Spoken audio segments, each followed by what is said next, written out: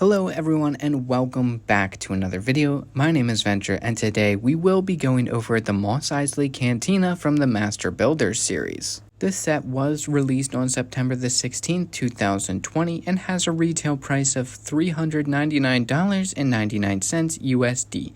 This set is set to retire on December 31st, 2024. It is given set number 75290. It is rated for ages 18 and up. It comes with 3,187 pieces, which means that this is a 12-cent per piece set. This set is part of the Master Builders series, which it is the second set in that series, first of which being the Betrayal Cloud City set.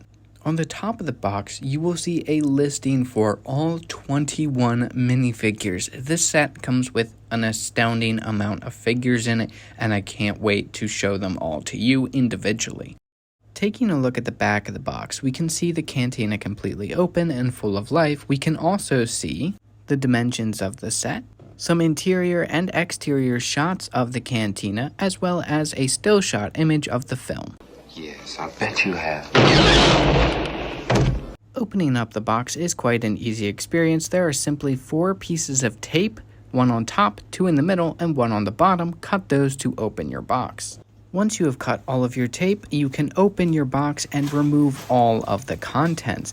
To my surprise, there was a secondary box in there which fell off the table. Inside of that box is more bags and more parts.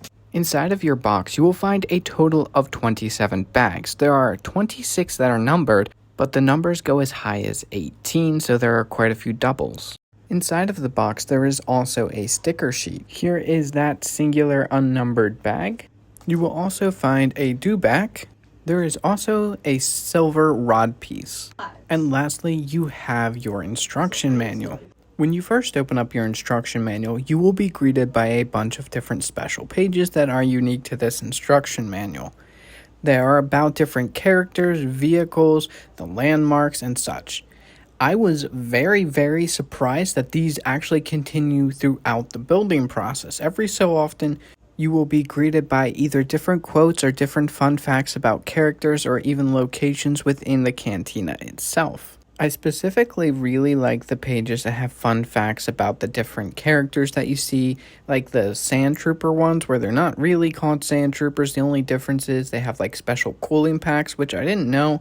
It's just super fun details that are scattered throughout the instruction manual while you build, which really helps kind of break up the monotony of building something this big. If you're a person who's really into the Star Wars lore, then this is perfect for you. There is an absolutely massive amount of figures and extras to go over, so let's take a moment to go over all of the different figures and side builds. Here we have old Obi-Wan Kenobi, or Ben Kenobi.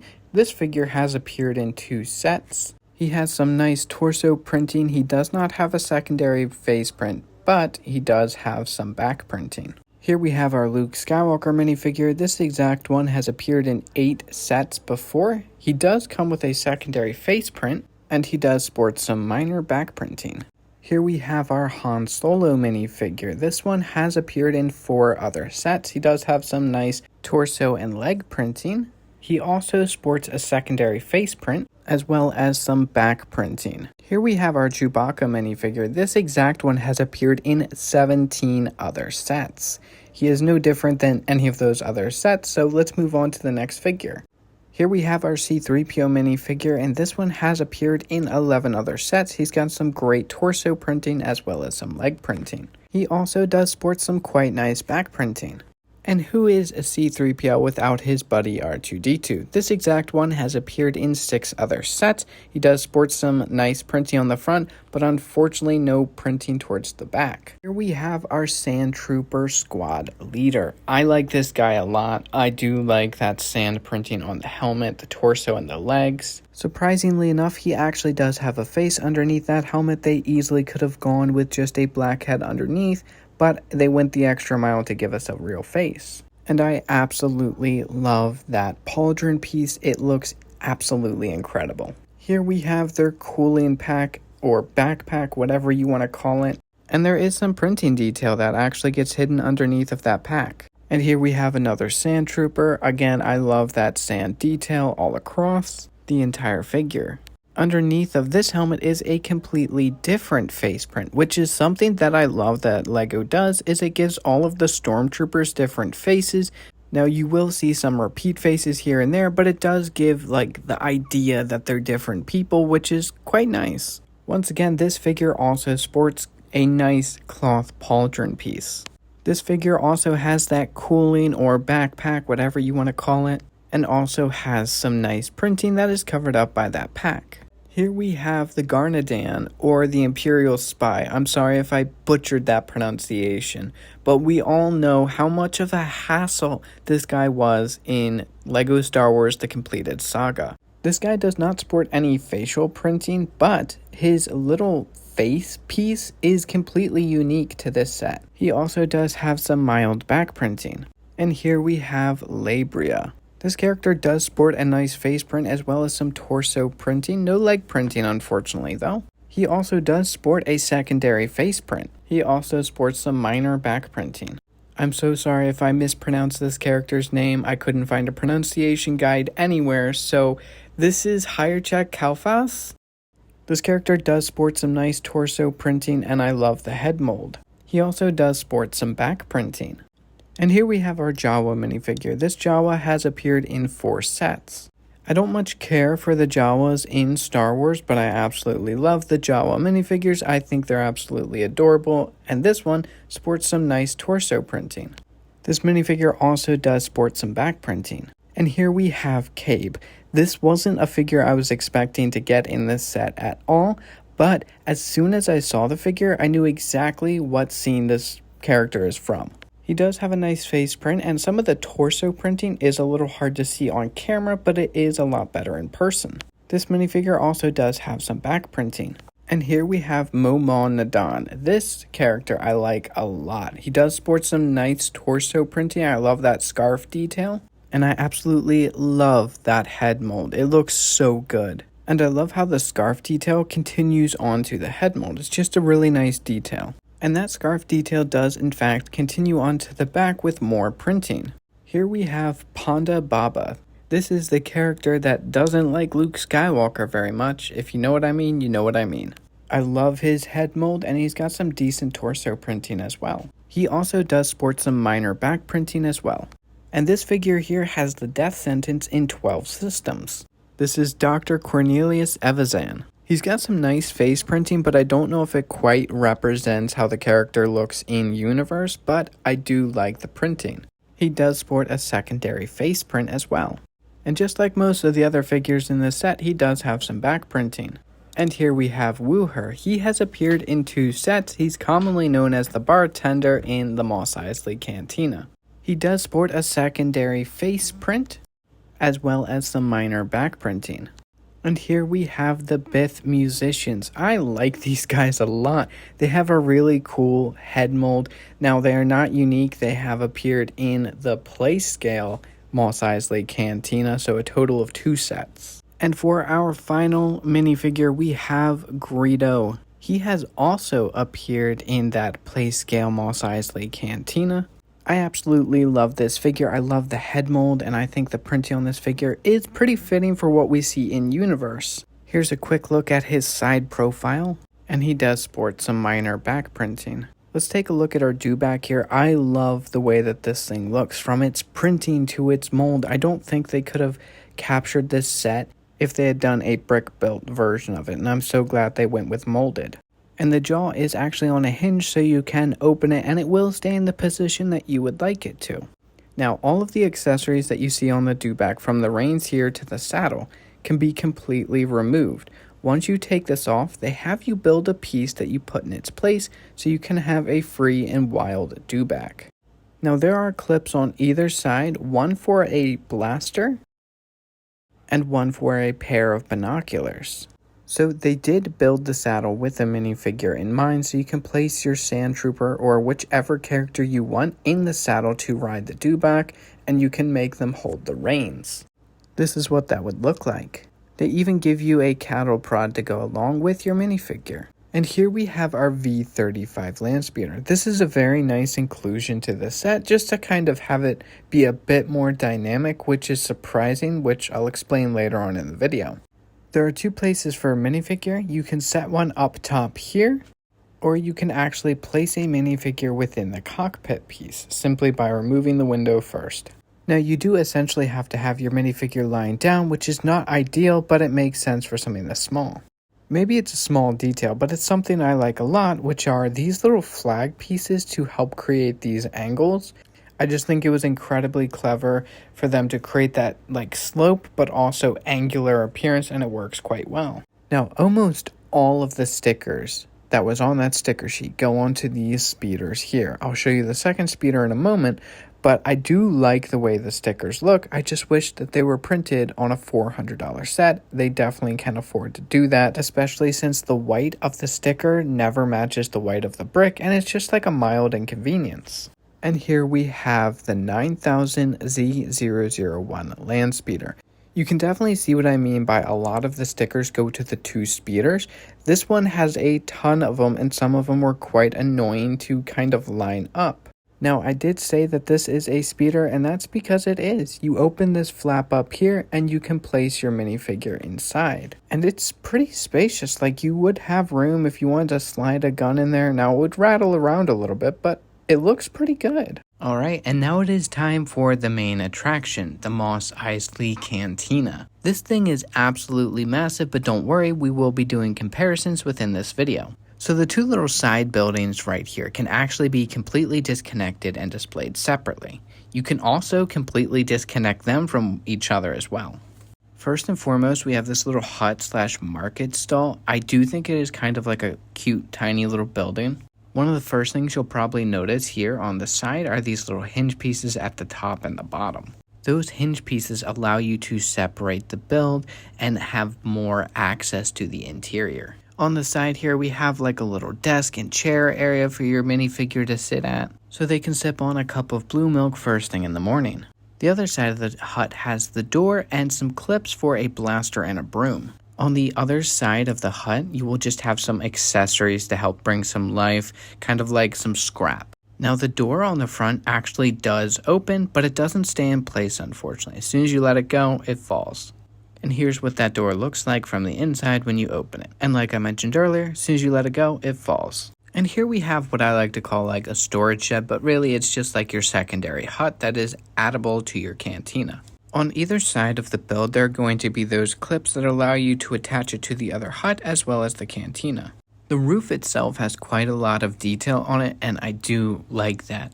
Now, the reason why I said I call this kind of like a storage shed is it just houses a whole bunch of different things, from like shovels, wrenches, backpack, binoculars, saws, all sorts of different tools for your figures. Now, as you saw in the previous pictures, I had the roof removed, which you can easily do. You simply pull on them and they come right off. On the top of the cantina, there's like the support brace. Simply remove that first. After you have removed the support beam, you can simply pull the cantina apart to really open it up to take a look inside. Now, when you uncurl this thing, it is surprisingly a lot bigger than what you would think. And like I mentioned earlier in the video, I will be doing a size comparison between other sets. Here is how it looks from the front when you have it completely curled out. It looks absolutely expansive. It's huge. It really is. One of the first areas we'll take a look at here is this little dewback area. I love the fact that it comes with like a water trowel and it has a little bone form. It's super cute and it's super fitting for this set. And it's actually perfectly sized for the dewback. Simply place them in there and you're good to go.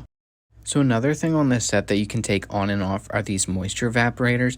They are both built differently, so when you build them, you're not going to have the exact same building experience, which I think is nice. It helps break up the monotony of building such a large set, and I do think that they make quite a nice addition, especially to a Tatooine set such as this. Here we have the front entrance to the Mos Eisley Cantina. It does have two sticker pieces, one for like a control panel and one for a sign at the top of the door. The door at the front of the cantina works identical to the little hut that we saw earlier. You can lift and drop it to close it.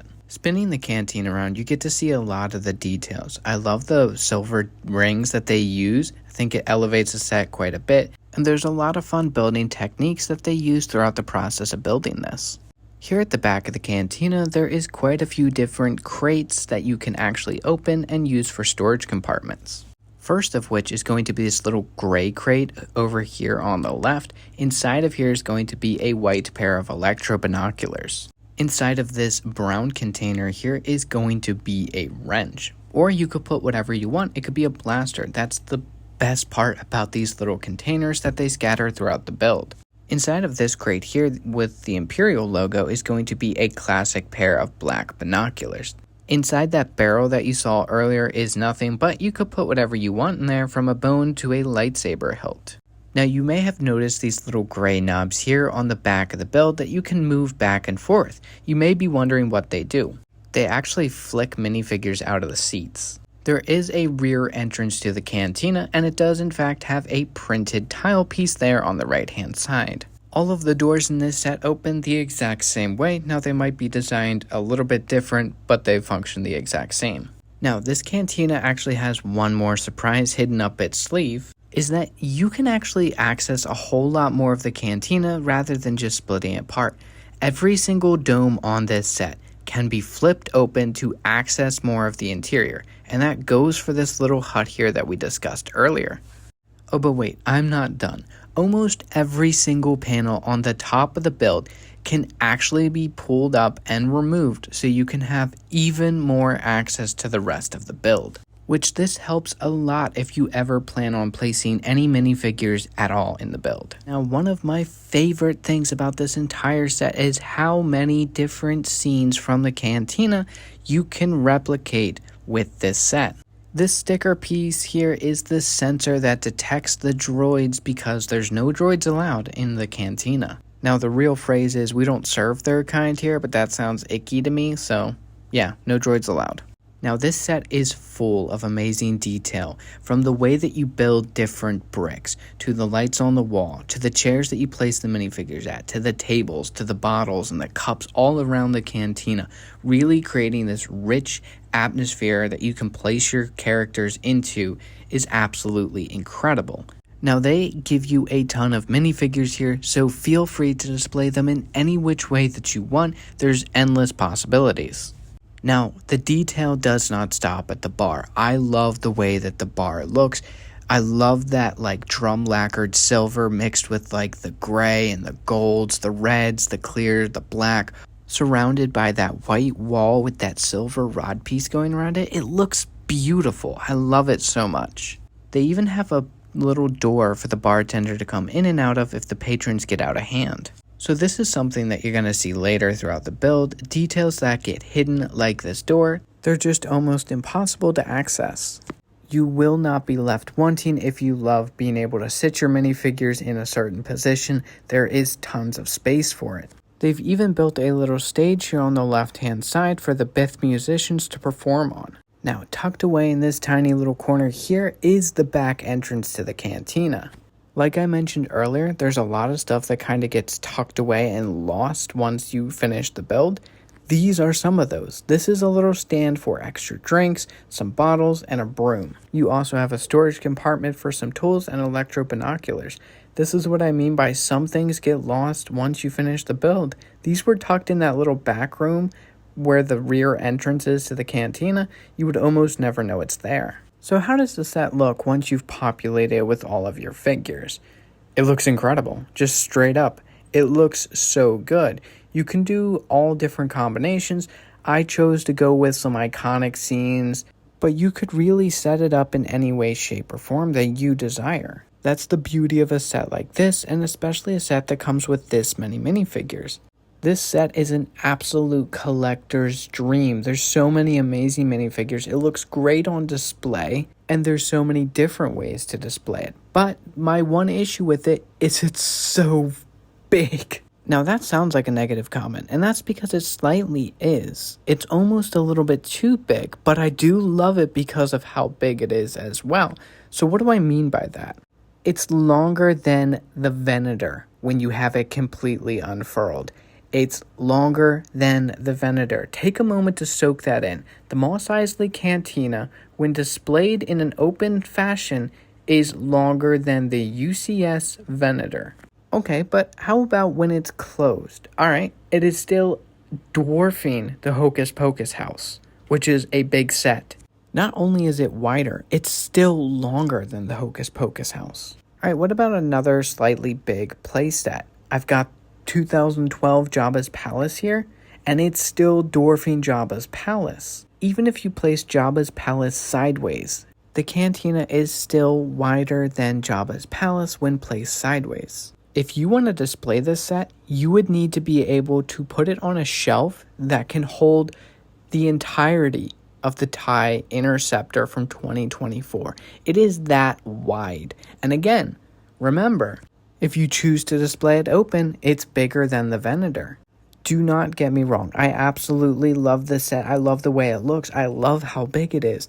But it is a little bit of a hassle to display. I don't say this so people won't buy it. I want you to know what you're buying before you do. Have a place to display this. It's an incredible set, but it does require some dedication to display. So my thoughts on this set are relatively simple. This set is absolutely incredible, and it comes with an insane amount of minifigures, most of which are either unique or are just top of the line figures. Sure, $400 is a lot of money to shovel out, but this set is already selling on the aftermarket for $450+, and it's not even retired yet. You don't want to miss your chance to pick this set up while it's still available for retail price. Trust me, you'll regret it. I do for Portrayal at Cloud City. It's a phenomenal display piece, and it's even a great playset, although you would probably want to have an adult build it for a child, not have a child build it for themselves. The building experience is quite fun, but it does take an incredible amount of time.